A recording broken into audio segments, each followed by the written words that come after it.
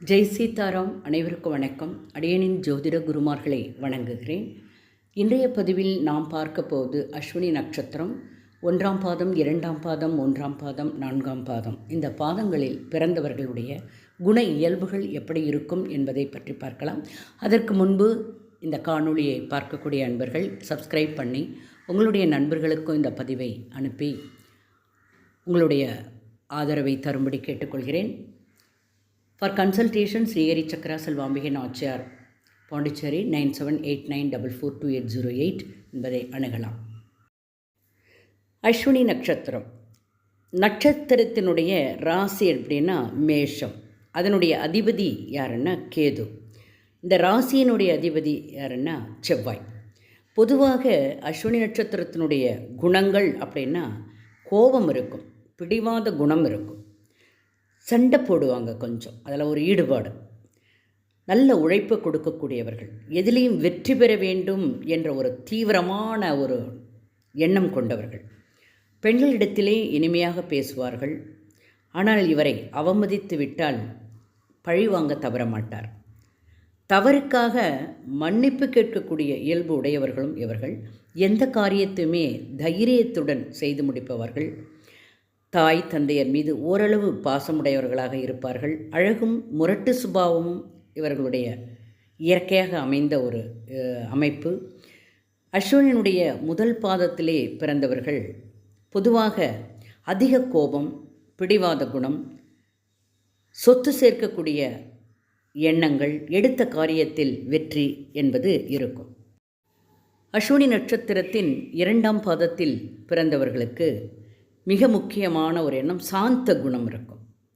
மனைவி மீது அன்பு கொண்டவர்கள். பெண்களிடம் இயல்பாகவும் மரியாதையாகவும் அன்போடும் பழகக்கூடியவர்கள். புகழ், அந்தஸ்து, கௌரவத்தை அடைவார்கள்.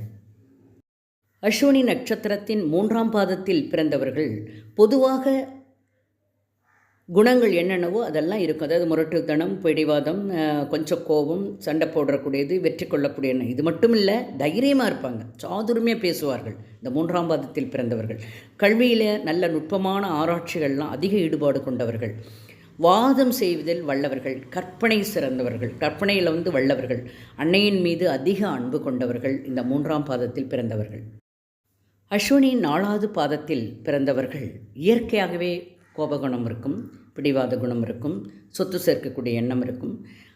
இந்த 4ஆம் பாதம் போது ஸ்பெஷலாக பிறரை அடக்கி ஆளக்கூடிய சக்தி கொண்டவர்களாக இருப்பார்கள். முன்கோபம் இருக்கும், தர்ம சிந்தனை இருக்கும், தெய்வ பக்தி இருக்கும். அரசுடன் தொடர்புடைய அந்த துறைகளில் இருப்பார்கள். அரசாங்க அதிகாரிகளுடைய தொடர்பு இருக்கும். அரசாங்க அந்த எம்எல்ஏ, எம்பி அப்படின்றவங்களே அரசியல்வாதிகள், அவர்களுடைய தொடர்பு இருக்கும். உயர் அதிகாரிகளுடைய தொடர்பு இருக்கும். இப்போ கல்வியில் ரொம்ப நாட்டமுடையவர்களாக இருக்கும். பேச்சு ரொம்ப அழகாக பேசக்கூடியவர்களாக இருப்பார்கள். அஸ்வினுடைய 4ஆவது பாதத்தில் பிறந்தவர்கள். அஸ்வினி நட்சத்திரத்தில் எந்த பாதத்தில் பிறந்திருந்தாலும் அவர்கள் வழிபட வேண்டிய தெய்வங்கள் சரஸ்வதி, விநாயகர், அனுமன். இப்போ அனுமனுக்கு வெற்றிலை மாலை சாற்றி வெண்ணெய் சாற்றி வணங்கலாம். அப்புறம் விநாயகருக்கு அருகம்புல் சாத்தி திருமஞ்சனம் செய்து வணங்குவது, சதுர்த்தாங்க உடைக்கிறது, இதெல்லாம் வழிபாடு. அதுக்கப்புறம் சரஸ்வதி வழிபாடு மிக முக்கியமானது. ஹயக்ரீவர் வழிபாடு.